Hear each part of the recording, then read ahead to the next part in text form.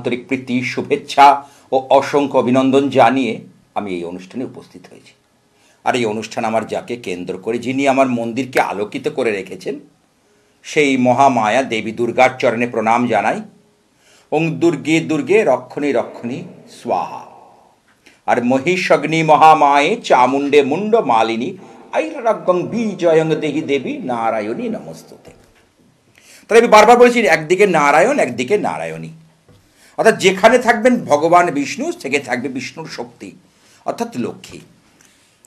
অর্থাৎ দেবী দুর্গা হচ্ছে ত্রিগুণময়ী। লক্ষ্মী, সরস্বতী, কালী, এই মিলিয়ে হচ্ছে মহাশক্তি, মহা দুর্গা দেবী। তাহলে আসন্ন যে বসন্ত পঞ্চমী, মাঘ মাসে যে 20 তারিখ সরস্বতী পুজো, এইটা নিয়ে দিকে দিকে বিভ্রান্ত হচ্ছে অনেক মানুষ। আমাকে বলছেন, ফোন করছেন যে সরস্বতী পুজোটা আমরা আগের দিন করে নেব, অর্থাৎ 2 তারিখ, 2রা ফেব্রুয়ারি। কিন্তু শাস্ত্র বলছে একটা, যখন সূর্য উদয় না হবে তিথিটা, সেই তিথি ছাড়া মানে পঞ্চমী পড়ে গেলেও সূর্য উদয় পাচ্ছে না, অর্থাৎ সূর্য যখন রবিবার 2 তারিখ উঠছে, তখন থাকছে চতুর্থী তিথি, শুক্লপক্ষের চতুর্থী তিথি।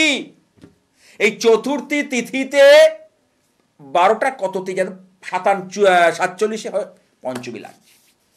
তাহলে এই সময় অনেকে পুজো সারতে চাইছেন ঠিকই, কারণ পরের দিন বেশিক্ষণ শ্রী পঞ্চমী থাকছে না, 9টা 57 পর্যন্ত রয়েছে। কিন্তু শাস্ত্র মধ্যে আমরা মানি, আমাদের নিজের সুবিধের কথা আমি বললে তো হবে না। শাস্ত্রবিহিত কিছু পুজো যদি আমরা মানি, তাহলে একটা জিনিস আমাদের মনে রাখতে হবে যে এই সরস্বতী পুজো কিন্তু সোমবার 3রা ফেব্রুয়ারি 20 মাঘ 1431 প্রশস্ত। যারা করবেন সেটা অন্য ব্যাপার, আমরা শাস্ত্রকে বাদ দিয়ে কিছু করতে পারবো না। যেমন দুর্গা পুজোর সময় সন্ধি পুজো যে টাইমে পড়ে, অষ্টমীর 24 মিনিট আর নবমীর যে 24 মিনিট, অর্থাৎ অষ্টমী শেষ হওয়ার 24 মিনিট আর নবমী লাগছে যে 24 মিনিট, এই যে সন্ধিক্ষণ, অর্থাৎ টোটাল 48 মিনিট। এবার আপনি বলবেন না এই ভোরে সময় পাওয়া যাচ্ছে না, আমি বোঝানোর খাতিরে বলছি, সেটা কি মানা হয় না? পঞ্জিকা অনুযায়ী আমরা যেটা বলছি সেটাই হচ্ছে প্রশস্ত, অর্থাৎ 3রা ফেব্রুয়ারি 2025 সোমবার এই দিনে বাগদেবীর আরাধনা করা উচিত। আমি সে করছি ইচ্ছাময়ী কালীবাড়িতে এবং নীল সরস্বতীর পুজো করছি। এমনিতে সচরাচর সব আমাদের বিদ্যালয়, শিক্ষা প্রতিষ্ঠান, কোচিং সেন্টার, যেখানে অর্থাৎ এডুকেশন সেক্টরটা জড়িত, সেখানে তো অর্থাৎ 2 হাতের সরস্বতীর পুজো হয়। কিন্তু আমি করছি হচ্ছে 4 হাতের সরস্বতী, অর্থাৎ নীল সরস্বতী, তারা মায়ের একটা রূপ হলো, অর্থাৎ তন্ত্রের দেবী। এবং সেই উপলক্ষে আমি কিছু শক্তিশালী বিদ্যার্থীদের জন্য রক্ষা কবচ তৈরি করছি। বিদ্যাধরী মহাশক্তি কবচ, নীল সরস্বতী মহা রক্ষা কবচ, এমনি সরস্বতী কবচ, বিভিন্ন ধরনের, যার যেটা প্রযোজ্য, যার যেটা লাগবে সেইটাকে আমি কিন্তু দেব। কারণ ছাত্র ছাত্রীরা কিন্তু আমার চোখের মণি, তাদেরকে যদি আজকে জীবনের সেই প্রতিষ্ঠানে পৌঁছতে হয়, সেই লক্ষ্যে যেতে হয়, তাহলে বিদ্যা ছাড়া কিন্তু উপায় নেই। আজকেই আমি একজনকে বলছিলাম, 5-এ পড়ে, সকালে এসেছিল দেখাতে, বলছে শাস্ত্রীজি ও না পড়াশুনো বাদ দিয়ে আঁকাটার ভীষণ দিকে ঝোঁক।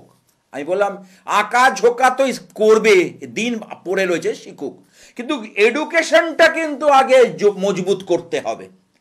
শিক্ষা, একাডেমিক কোয়ালিফিকেশন যদি সঠিক না থাকে, আঁকা দিয়ে কিন্তু আজকের ডেটে কিন্তু সারভাইভ করা খুব চাপের বিষয়।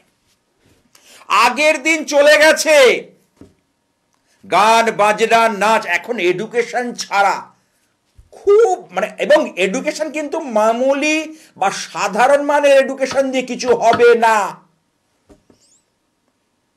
অন্তত পক্ষে 195 মার্কস, 90% উপরে মার্কস রাখতে হবে। সেই লক্ষ্যে সেই চিন্তা দিয়ে এগোতে হবে। ওই কোনো রকমে পাশ করলাম ঠেলে গুতে কলেজে, এই যে একজন শুনছিলাম, আমার জানা নেই কারণ আমাদের কলেজ অনেক অনেক আগে হয়ে গেছে, এখন শুনছিলাম যে কলেজে আটকে গেছে, তাকে তুলে দেওয়া হচ্ছে নাকি,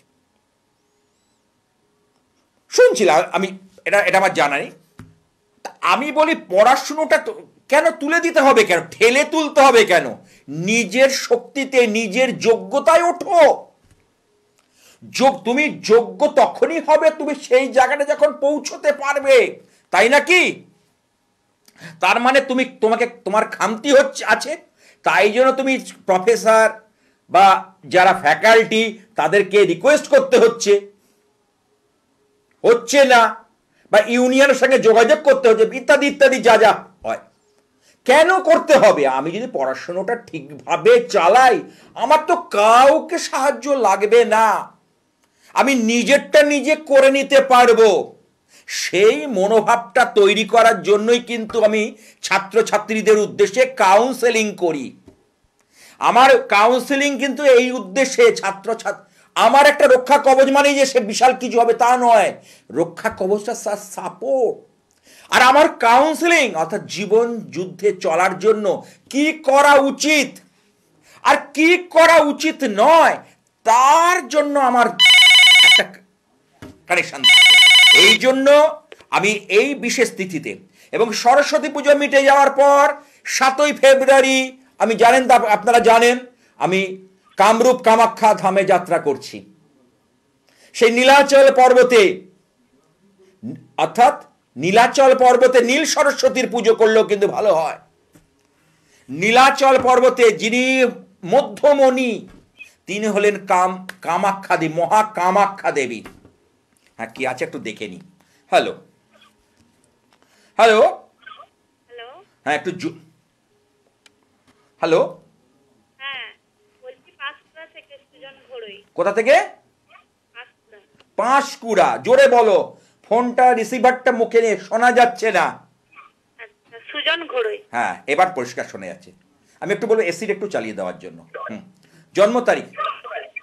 জন্ম তারিখ 25/8। আচ্ছা, একটা ফিডব্যাক আছে, টিভির ভলিউমটা মিউট করো, নালে কিন্তু আমি কথা বলতে পারবো না। একটা ফিডব্যাক আসছে, টিভির ভলিউমটাকে একেবারে মিউট করতে হবে। ঠিক আছে স্যার, এবার? হ্যাঁ বলো, এবার ঠিক আছে, বলো জন্ম তারিখটা বলো। 25/8/2009।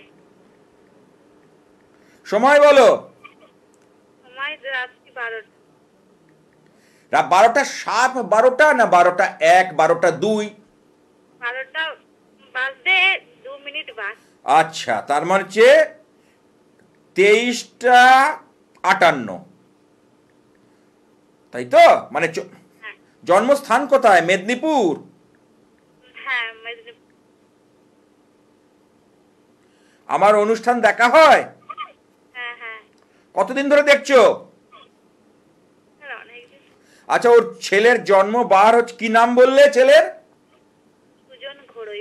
সুজনের জন্ম বার কি মঙ্গলবার? হ্যাঁ হ্যাঁ স্যার, মঙ্গলবার। আচ্ছা, ওর রাশি পাচ্ছি যেটা তুলা রাশি, বৃষ লগ্ন, এটা কি জানা আছে?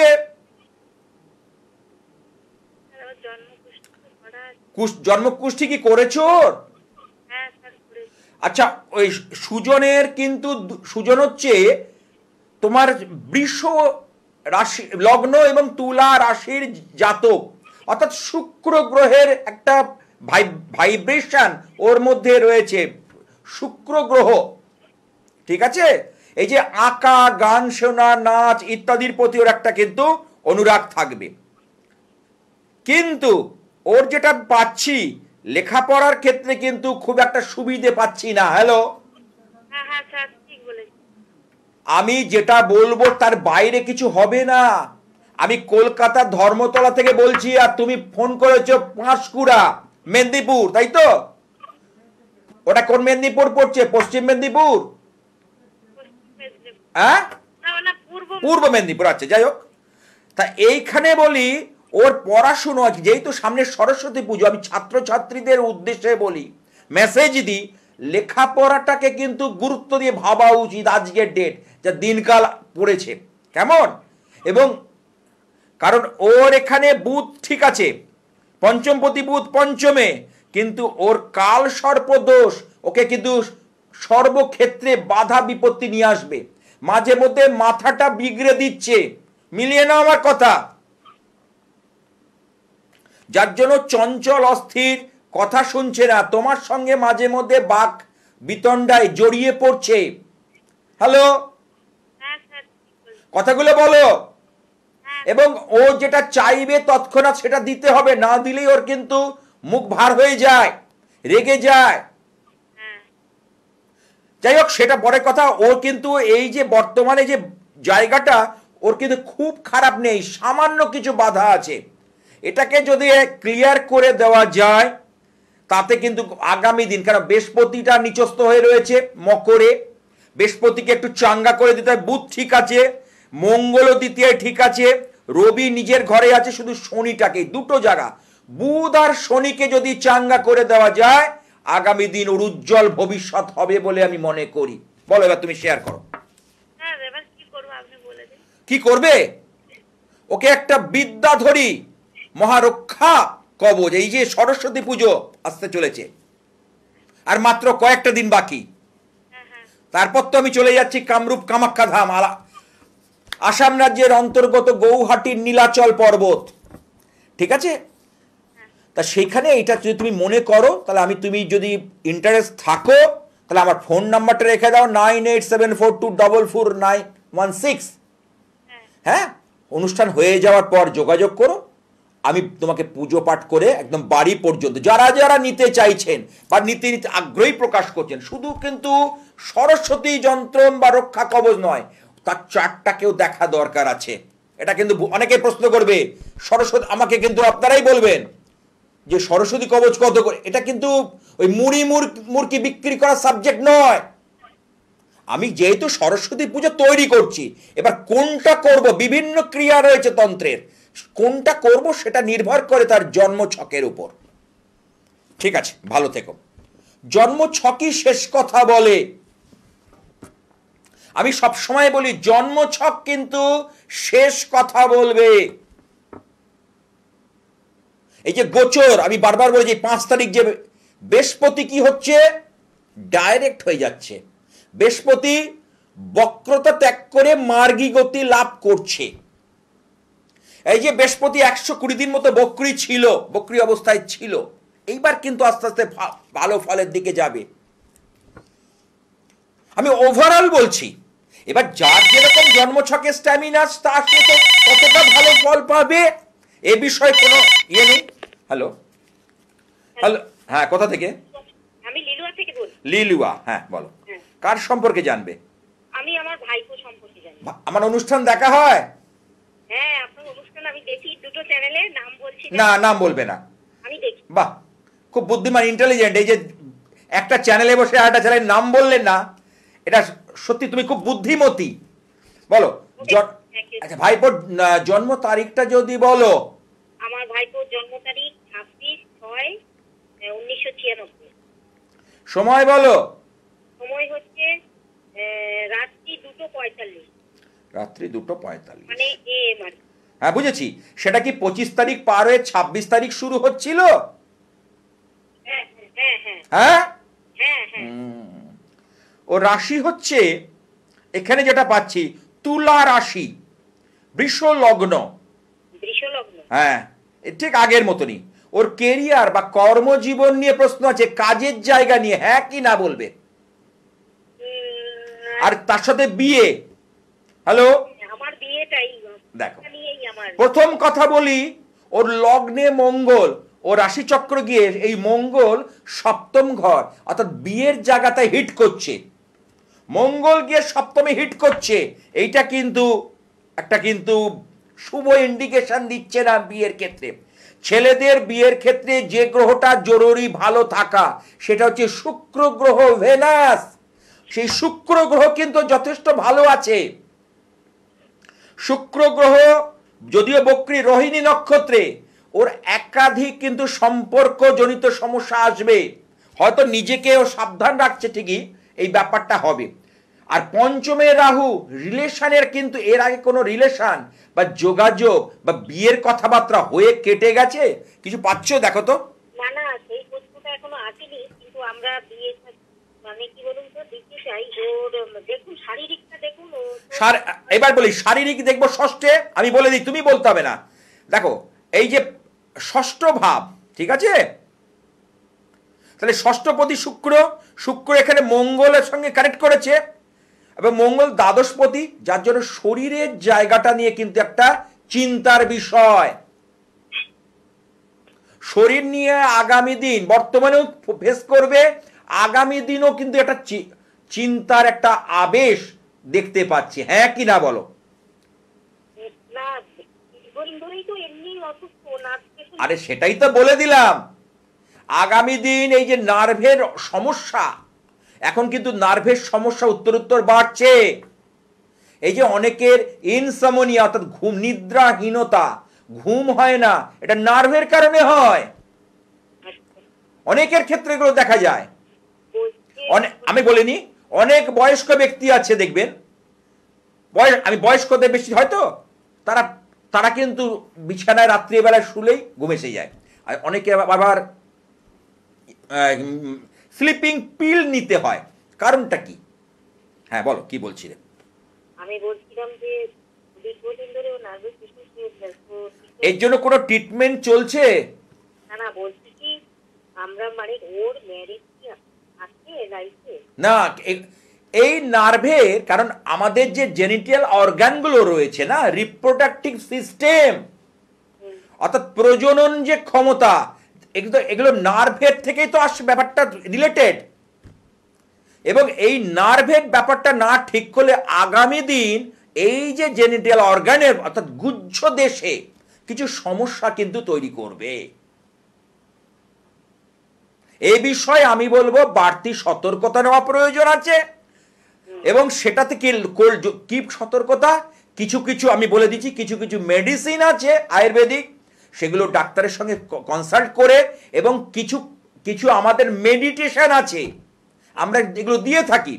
কারণ আমরা তো মানে ধ্যান মানুষকে সঠিক দিশা দেখানোর জন্য দিতে হয়, মনকে শান্ত করার জন্য কিছু কিছু ব্যাপার রয়েছে, সেগুলোকে অ্যাপ্লাই করলে, এবং তার সাথে গ্রহ, এই যে শনি কিন্তু এই ব্যাপারটা তৈরি করে, শনি কেতু, তার একটা যদি সঠিক প্রতীক গ্রহ সংস্কার করা যায় এই কামরূপ কামাখ্যা ধামে, এই যে আমরা আসামের যে কামরূপ কামাখ্যা ধাম, সেখানে যদি করা যায় তাহলে অবশ্যই সুফল মিলবে।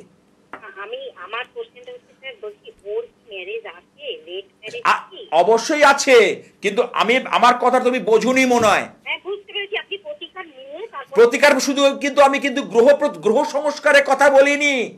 এখানে তিনটে জিনিসের উপর আমি ধ্যান দিয়েছি, তিনটে পিলার, তিনটে স্তম্ভের উপর আমি ধ্যান দিতে বলেছি। একটা যে মেডিসিন, একটা যোগ প্রাণায়াম, একটা গ্রহ সংস্কার, আমি তিনটে জিনিসের উপর ধ্যান দিতে বলেছি, তবে ওর ভালো হবে। ঠিক আছে, ভালো থেকো। যে সকল চেম্বারে আপনারা আমাকে পেয়ে থাকেন, নতুন করে বলার কিছু নেই। দক্ষিণ কলকাতায় দুখানা চেম্বার, গড়িয়াহাট ভাগ্যচক্র, মঙ্গলবার সন্ধ্যে 6টা থেকে রাত 8টা। বৃহস্পতিবার হচ্ছে যাদবপুর রেল স্টেশনের কাছে সন্ধ্যা বাজার হকার্স মার্কেট, এখানে হচ্ছে বিকেল 5টা থেকে 7টা, ঠিক সুকান্ত ব্রিজের নিচে। বুধবার হাওড়া ময়দান বঙ্গবাসী, এখানে পাচ্ছেন বুধবার বিকেল 4টে থেকে 7টা। বঙ্গবাসী যে তারামণ্ডপ তার ঠিক উল্টো দিকে 21/4 জিটি রোড।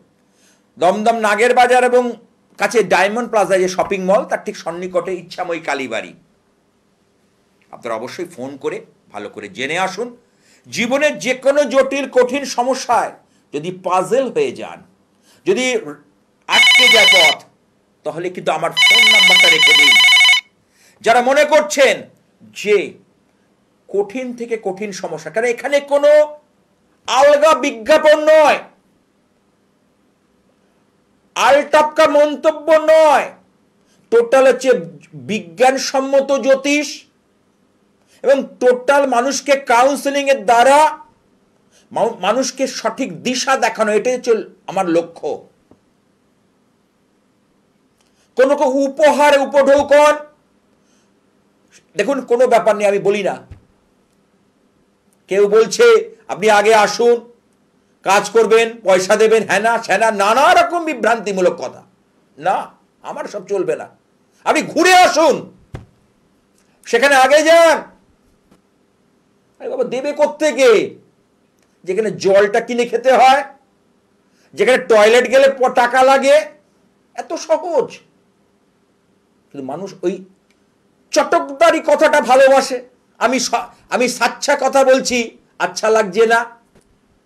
ওই চটকদারি কথাটা তো তার ভালো লাগছে। ঘুরে আসুন, ঘুরে তারপর আসুন, আমি বলছি তো। কারণ আমি যেটা করবো জেনুইন, এই যে মৌনী অমাবস্যায় থেকে আমি কাজ শুরু করেছি সব আমার যারা ভক্ত শিষ্যের জন্য, এবং আমি সেই নীলাচল পর্বতে কামরূপ কামাখ্যা ধামে সেই কাজের বিশ্রাম নেব। কারণ ভগবানের কাজ ইতি হয় না, শেষ হয় না। আমি বিশ্রাম নেব, অত ওখানেই আমি বিশ্রাম, আবার শুরু হবে কাজ। হ্যাঁ, কে আছে দেখে নি। হ্যালো, হ্যালো, নমস্কার। হ্যাঁ, কোথা থেকে? আমি হাবড়া থেকে বলছি। হাবড়া, অশোকনগর হাবড়া, হ্যাঁ হ্যাঁ। উত্তর 24 পরগনা। কার সম্পর্কে জানবে? ছেলের ব্যাপারে অনেকদিন ধরেই ট্রাই করতে পারছি না। টেরাই করছো? আচ্ছা, চেষ্টা করো, করতে করতে ঠিক হয়। যে কোনো লিখতে লিখতে হাত সরে, তাই না? ঠিক বলেছো। আচ্ছা, বলো জন্ম তারিখটা বলো। 15/12/1984। 15/12/1984। সময়?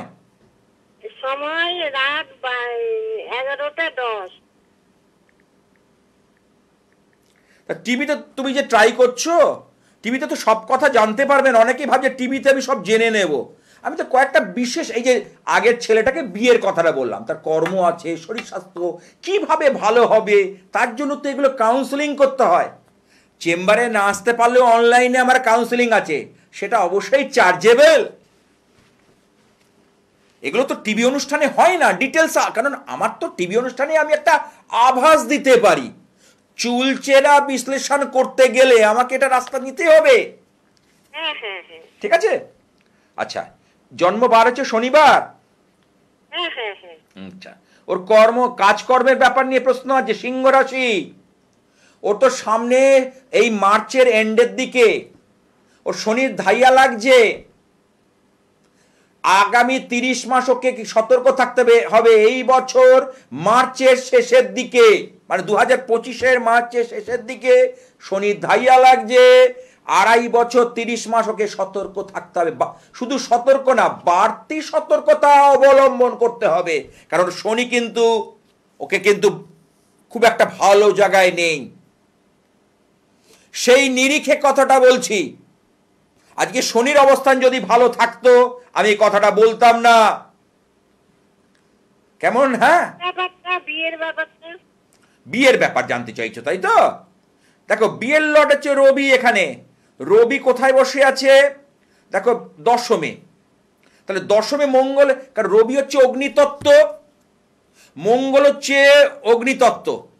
তাহলে মেষ যদি মঙ্গলের প্লাসের ঘর হয়, বৃশ্চিক হচ্ছে মঙ্গলের মাইনাসের ঘর। আমি আগের দিনও বুঝিয়েছিলাম যে ধনাত্মক আর ঋণাত্মক, প্লাস মাইনাস না থাকলে হবে না। তাহলে সেই মঙ্গল যখন এই সম্পর্ক করেছে রবির সঙ্গে, রবিটা আরো বেশি পাওয়ার নিয়েছে। রবি যেখানে থাকে সেই জায়গাটা জ্বালিয়ে দেয়। তবে গরমকালে সূর্যের তাপে, প্রখর তাপে আমরা দাঁড়াতে পারি? সূর্য তো আমাদের থেকে কত, মানে পৃথিবী থেকে কত কোটি মাইল দূরে রয়েছে। তা সত্ত্বেও কিন্তু আমরা তার তেজ, তার ঊর্জা, তার শক্তি আমাদেরকে কি করে? হ্যালো, তাহলে বিয়েটা ওই রবি মঙ্গল এক জায়গায়। এই পাওয়ারটাকে তোমাকে কমাতে হবে। অন্যজনকে বলছি বুস্ট আপ করো, চাঙ্গা করো। এ এতটাই চাঙ্গা হয়ে রয়েছে, একে একটু দুর্বল করতে হবে। মেয়ের মধ্যে কি হবে? হ্যাঁ হবে, মোটামুটি ভাবে দেখছি 18ই মেয়ের মাসের পর থেকে একটা যোগাযোগ, কিন্তু যোগাযোগ মানে ও সম্ভাবনা বেশি হবে। ওর কিন্তু এবছরই বিয়ের যোগটা রয়েছে, এই বছরই বিয়ের যোগটা রয়েছে। তবে রাহুর দশা চলছে তো হয়ে যাবে এই বছর অন্তত কথাবার্তা, বা যদি তোমরা উদ্দেশ্য ঠিক রাখতে পারো, প্ল্যানিং প্রোগ্রাম সঠিকভাবে রাখতে পারো, তবে হবে। কেমন? ভালো থেকো। হ্যাঁ, যেটা বিয়েতে বাধা, অত্যাধিক পরিমাণে বাধা হচ্ছে। এই যে টিভি অনুষ্ঠানে বিয়েটাকেও বলতে পারলাম, আরো তো অনেক কথা আছে। আর আগামী দিনটা তার কেমন যাবে, ভবিষ্যৎটা উজ্জ্বল হবে কি না, এগুলো চেম্বার ছাড়া বা অনলাইন ছাড়া, কারণ আমি একটা বিচার করতে 45 থেকে 1 ঘন্টা সময় নিই। ওই আয়ারাম গায়ারাম আমার কাছে হয় না, কারণ প্রত্যেকটা জিনিস চুলচেরা বিশ্লেষণ করে তবে আমি কিন্তু তাকে সঠিক প্রতিবিধান দিই। গ্রহ সংস্কার আমি সেইভাবে করে থাকি। সুতরাং সামনে আমি মহানীল সরস্বতী পুজো করতে চলেছি বিদ্যার্থীদের জন্য, শিক্ষার্থীদের জন্য, এবং নীলাচল পর্বতে আমি সেখানেও করব কিছু কিছু গ্রহ সংস্কার। যে কেন নীলাচল পর্বতে করব, কারণ দুটো পাশাপাশি পড়ে গেছে, সরস্বতী পুজো আর আমার কামরূপ কামাখ্যা যাত্রা। কেন? এর কারণটা হলো ওখানে কিছু কিছু সমস্যা যখন জটিল হয়, কঠিন হয়, তার থেকে আমরা বেরোতে পারি না, সেটা আমাদের পক্ষে সমস্যা হয়, পীড়া দেয়। অর্থাৎ তীব্র সমস্যা, জটিল সমস্যা মানুষের জীবনকে নানাভাবে বিভ্রান্ত করে। তাহলে সেই জায়গা থেকে যদি আমাদের উঠে আসতে হয়, তাহলে সেই মহাশক্তি ভরসা। যখন কুরুক্ষেত্রের যুদ্ধে ভগবান শ্রীকৃষ্ণ যার সহায়, অর্জুন, তাকেও তিনি বলেছিলেন, হে অর্জুন, তুমি সেই মহাশক্তি দেবী দুর্গার আরাধনা করো। জগদম্বা বাসুদেব যিনি সাক্ষাৎ রয়েছেন নারায়ণ, তিনি বলছেন তুমি দুর্গার আরাধনা করো, কারণ মা দুর্গার সাহায্য ছাড়া, শক্তি ছাড়া তুমি কখনোই বিজয় প্রাপ্ত হতে পারবে না, হতে পারবে না। এটাই উনি বুঝিয়েছেন, কারণ ভগবানেরই শক্তি হলেন।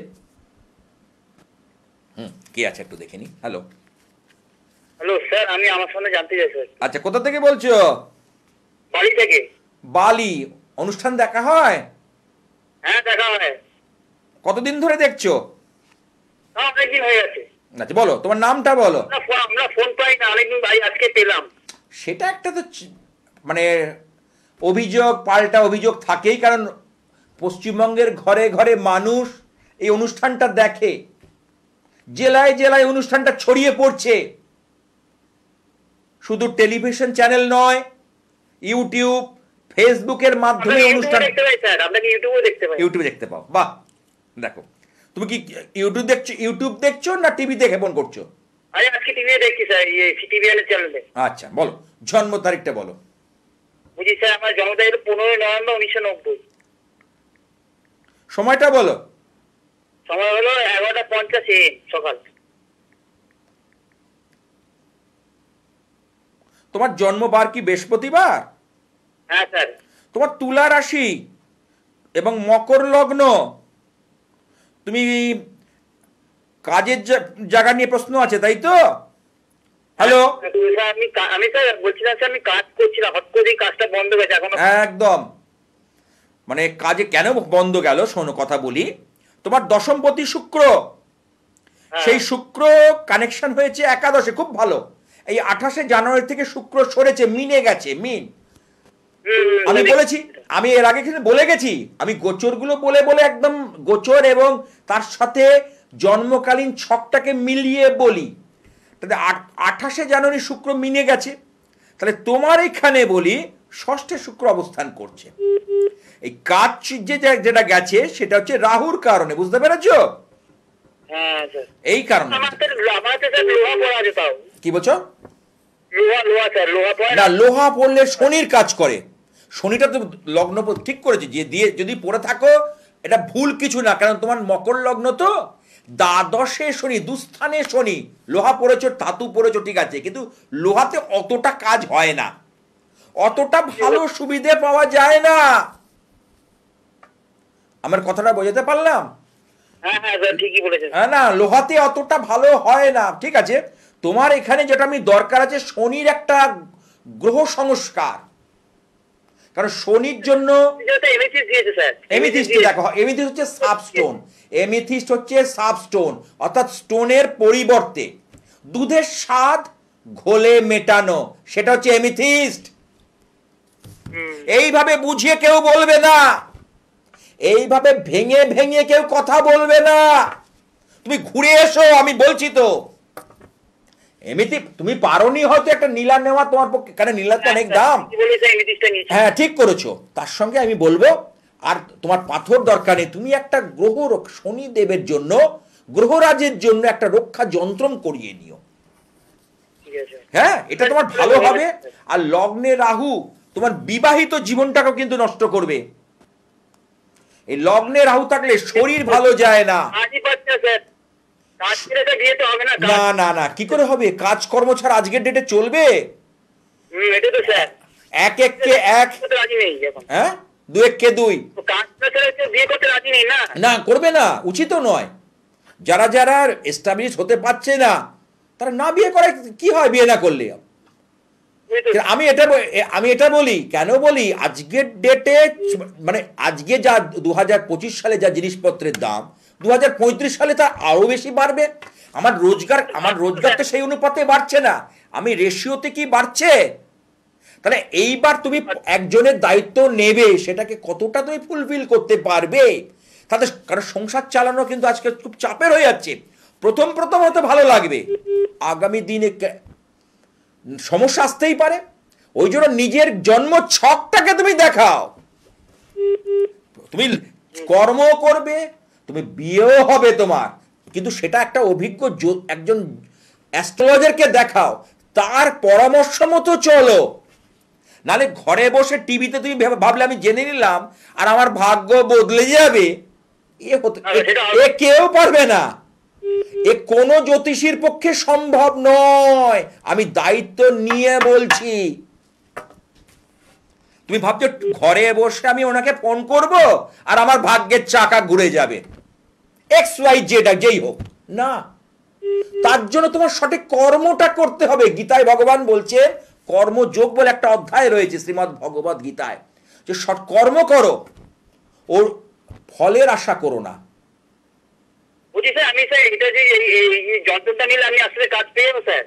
তার জন্য আমি বললাম প্রাথমিকভাবে তোমাকে আরো বিচার আছে, বিচারটা করার না করলে বলবো কি করে? আমি প্রাথমিকভাবে আমার যেটা চোখ পড়লো, হবে তো। এবার দেখো, হঠাৎ করে তুমি একটা মানে লাইন ঠিকভাবে চলছিলে, হঠাৎ করে যদি একটা ঝড় আসে, সেটা চাপের বিষয়, সত্যি চাপের বিষয় কিনা বলবে? তাহলে জানি আমি। এবং তুমি কিন্তু বিনা কারণে ছুটি নাওনি, তুমি দরকারি ছুটি নিয়েছিলে, ওরা বলে দিল আসতে হবে না, তাই তো? মিলিয়ে নাও আমার কথা। হঠাৎ করে অঘটন, হঠাৎ করে জবনিকাপাত এইভাবে জীবনে ঘটে। আমরা জানি না ফিউচার কি আছে, তবু মানুষ ফিউচার করে ছুটে যায়। ওই জন্য আমরা যেটা পেয়েছি তাতেই সন্তুষ্ট হও। কেমন? ভালো থেকো। তাহলে আমাকে ভাবতেই হচ্ছে সেই সকল ছাত্রছাত্রী যারা জীবনে সাইন করতে চাইছে তাদের জন্য, যারা ভাবছে 50 পেয়ে পাস করে গেলাম, 100-র মধ্যে মানে 50% নাম্বার অনেক পেয়েছি, তাদের জন্য নয়। তাদের জীবন ওই সার্টিফিকেট গলায় ঝুলিয়ে নিয়ে ঘুরে বেড়াতে হবে, কাজের কাজ কিছু হবে না। আমার বিষয়টা এখানেই, যে বক্তব্যটা এখানে, যারা জীবনে কিছু লক্ষ্য আছে, কিছু করতে চায়, যে সকল সন্তান অবাধ্য হয়ে যাচ্ছে, মা বাবা কিছুতেই কন্ট্রোল করতে পারছে না,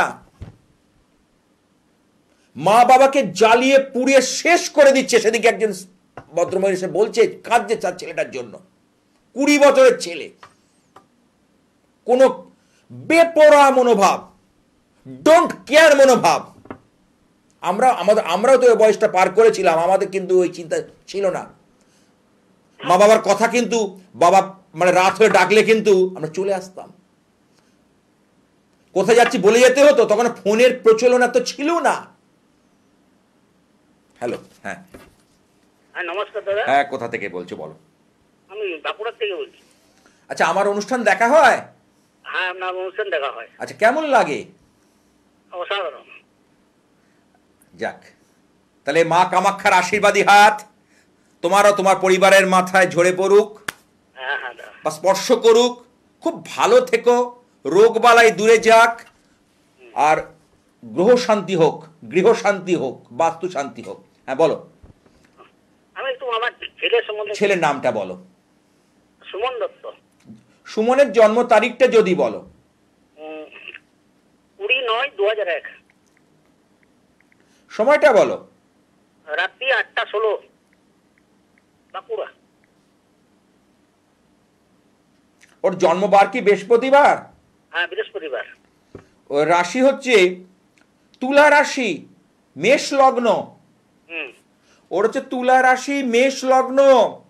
হ্যাঁ জানি। আচ্ছা, ছেলে কিন্তু একটুখানি রাগী বা জেদি প্রকৃতির হবে। হুম। মেষ লগ্ন তো। মঙ্গল কিন্তু ওর রয়েছে যেটা বলি ভাগ্যস্থানে কেতু যুক্ত হয়ে, এবং রাহু দৃষ্টি পড়ছে মঙ্গলের ওপর। এটা বলি ছন্ন ছাড়া দোষ। হুম। ওর সবকিছু থেকেও ছন্ন ছাড়া মনোভাব। কিন্তু ওর প্লাস পয়েন্ট কি জানো? কর্মের স্থানে অধিপতি শনি দ্বিতীয় রয়েছে। কারণ শনি যদি দ্বিতীয় থাকে তাহলে কিন্তু শুভ ফল দেয়। শনি যদি কোনোভাবে দ্বিতীয় স্থানে থাকে, শনির কিন্তু ভালো ফল কিন্তু পাওয়া যায়। ওর কিন্তু কর্মক্ষেত্রে কিন্তু যতই হোক ও কিন্তু শাইন করবে। আর তুলা রাশি, ওর আরাধ্যা দেবী হলো মহালক্ষ্মী। আমি বহুবার বলেছি এগুলো। কিন্তু ওকে যেটা বেশি ডিস্টার্ব করবে জীবনযাত্রায়, বৃহস্পতি রাহুর গুরু চণ্ডাল দোষ। অর্থাৎ হঠাৎ হঠাৎ করে মাথা গরম হয়ে যাওয়া, হঠাৎ হঠাৎ করে রেগে যাওয়া, এইগুলো কিন্তু দেখা যাচ্ছে। ও রাশিচক্রের মধ্যে এই বিষয়গুলো কিন্তু উঠে আসছে। হ্যাঁ কি না বলো? হ্যাঁ হ্যাঁ হ্যাঁ, ঠিকই বলছেন। তাহলে আচ্ছা, পড়াশুনো করছে এখন? না, তো এখন একটা এমনি প্রাইভেট এরিয়াতে কাজ করছি। আচ্ছা, পড়াশুনো তো হতো, ও নিজে কি ইচ্ছেতে বেশি দূর করলো না? না না, একটু আর্থিক অসুবিধার জন্য। হ্যাঁ, তাই বলো। কারণ এখানে দেখতে পাচ্ছি কারণ পড়াশোনার জায়গা রয়েছে, তুমি ওকে আর্থিক সাপোর্ট দিতে পারোনি। আমি বারবার বলছি, অর্থ ছাড়া আজকের ডেটে, অর্থাৎ কলিযুগে ব্যর্থ জীবন, ব্যর্থ জীবন। সুতরাং আমি এটাই বলি যে এইখানে ওর শুক্র কিন্তু রবির ঘরে রয়েছে। ওর কিন্তু রাশিচক্রের মধ্যে অর্থনৈতিক সমস্যা থাকবে। যেটা আগামী দিন তোমার যেমন চলেছে, ও ছেলেরও একই ঘটনা পুনরাবৃত্তি হবে। যাতে এই ঘটনার পুনরাবৃত্তি না হয়, ওই জন্য ওকে একটা গৌরী শঙ্কর, হ্যাঁ, রুদ্রাক্ষ বা ধনগৌরী একটা যন্ত্র দিয়ে দাও। সেটা দিলে কিন্তু ওর জীবনটা অনেক বেশি ফ্লেক্সিবল হবে, অনেক বেশি ভালো হবে। আর আমার ধারণ ছাড়া সাফল্য, জানেন লেখাটা যাচ্ছে, ধারণ না করেও অনেক কিছু ভালো কিছু করা যায়, আমি দেখিয়েছি। অর্থাৎ ধারণ না করিও অনেক কিছু জিনিস করা যায়। অর্থাৎ ঘরে রাখলেই তার থেকে সুফল মেলে। ধূপকাঠি যদি ঘরের কোনায় জ্বলে, তার জন্য ধূপকাঠির সামনে যেতে হয় না। তার সুবাস, তার সুগন্ধ যদি ভালো ধূপকাঠি হয়, তার ঘরের যে কোনো কর্নারে বসেই পাওয়া যায়। হ্যাঁ কি না বলো? তেমনি আমার গ্রহ সংস্কার, গ্রহ প্রতিকার ধারণ না করেও ঘরে রাখলেও ছেলে বা প্রিয়জন অনেক বেশি উপকার পাবে। দাদা, ওর বিয়ের কোনো অসুবিধা আছে কি?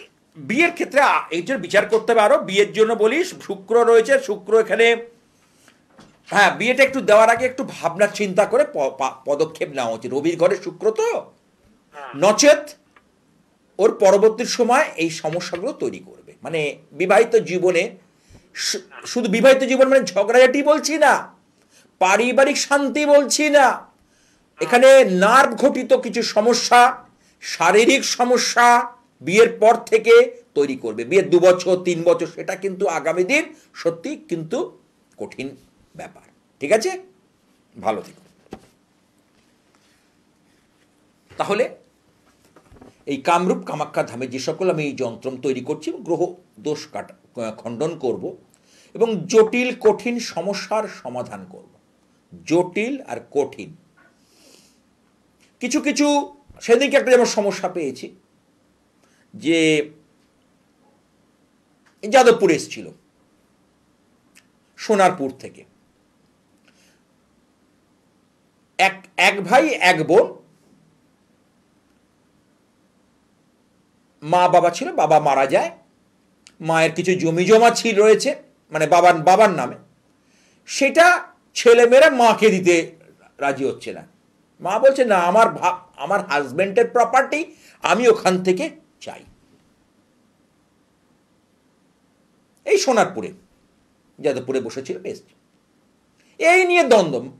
ছেলেমেয়েরা বলছে আমি তোমাকে দেখবো, তোমার যা লাগবে বলো, তোমার প্রপার্টিটা আমরা ভাগ করব।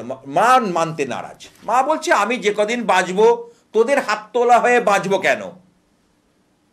আমার স্বামী তো রেখে গেছে, আমার স্বামী তো সেই জায়গা আমাকে জলে ফেলে যায়নি, বাড়িটাও তো আমি রয়েছে, এবং ব্যাংকে অনেক ফিক্সড ডিপোজিট আছে, তারপর জমি জমা আছে, মানে ওরা নিয়ে নেবে এই ভাব। সেই নিয়ে একটা মানে দ্বিধাদ্বন্দ্ব। সেই জায়গা থেকে সেই অশীতিপর বৃদ্ধা এসেছিল, যাতে ছেলে মেয়ের সঙ্গে দ্বন্দ্বে না গিয়ে সুস্থভাবে আলোচনার মাধ্যম দিয়ে যাতে কাজটা বেরোয়। এই মৌনী অমাবস্যা থেকে শুরু করেছি কাজ, এবং কামরূপ কামাখ্যায় গিয়ে সেই কাজের বিশ্রাম নেব। দেখবে একটা ঠিক সমাধান সূত্র বেরিয়ে যাবে। ওরা আলোচনার টেবিলে বসবে, তাতে যদি মায়ের থেকে একটু বেশি নিতে হয় নিক না ছেলে মেয়ে, আরে সন্তান তো রে বাবা, কিন্তু তোমরা পুরোটাই নিয়ে নেবে, এটা তো হতে পারে না, এটা তো হতে পারে না নিশ্চয়ই। তাহলে এই বিষয়ের জন্য এরকম কঠিন বিষয়। আর একটা জিনিস রয়েছে, দেখলাম প্রচন্ড শত্রুর জ্বালায় অস্থির, বাউন্ডারি পর্যন্ত দিতে দেবে না, অর্থাৎ জমিটাকে গ্রাস করে নেওয়ার মতো একটা মনোভাব নিয়ে নেওয়ার মতো, অথচ তার দলিল রয়েছে, পর্চা রয়েছে, খাজনা মিউটেশন ট্যাক্স সবই দিচ্ছে। সেই জায়গা থেকে বার করতে গেলে মা বগলার ক্রিয়া, অর্থাৎ পূর্ব ভারতে যে পুণ্যভূমি কামাখ্যা ধাম, এই অগ্নিকোণে হচ্ছে মা বগলা মন্দির, এখানে বসে যদি ক্রিয়া করা যায় তাহলে সুস্থ। আমি তো কারো ক্ষতির নয়, অর্থাৎ যার জিনিস সে পাক, অর্থাৎ এই পেনটা আমারই থাক, সেটাই আমি চাই।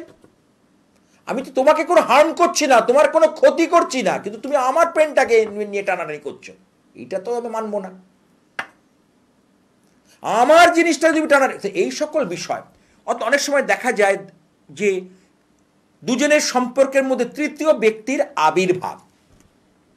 এই তৃতীয় ব্যক্তি, থার্ড পার্টি, অনেক ক্ষেত্রে সমস্যা তৈরি করে, অনেক ক্ষেত্রে জীবনকে নষ্ট করে দেয়, তছনছ করে দেয়, গোপনে গোপনে। কারণ আজকে সোশ্যাল মিডিয়ার যুগে এটা কিন্তু দেখছি উত্তর বৃদ্ধি পাচ্ছে, আমি চেম্বারে দেখতে পাচ্ছি। কিন্তু এক পক্ষ, সেদিনকে যে পেলাম একটা কেস, কারণ কেন আমাকে যেতে হচ্ছে নীলাচল পর্বতে, কারণ এইসব জায়গায় কাজ, আমাকে এই কাজ না করলে, অর্থাৎ চামুন্ডা প্রয়োগ, কারণ ওখানে যে প্রয়োগটাই করব সেটাই কিন্তু চট করে কাজে লেগে যাবে, একটা পথ হয়ে যাবে, একটা রাস্তা বেরিয়ে যাবে, একটা দিশা বেরিয়ে যাবে, সেই জন্যই যাওয়া। সুতরাং আজ আর নয়, আমাকে থামতে হচ্ছে। আপনারা আমার অনুষ্ঠান দেখতে থাকুন এই চ্যানেলে ঠিক এই সময়। ওং কামাখ্যে কাম সম্পন্নে কামেশ্বরী হরিপ্রিয়ে কামানন্তে দেহে নিত্যং কামেশ্বরী নমস্তুতে। ওং হংসযুক্ত বিমানস্থে ব্রহ্মাণী রূপধারিণী ঔষম্বক্ষরিকে দেবী নারায়ণী নমস্তুতে।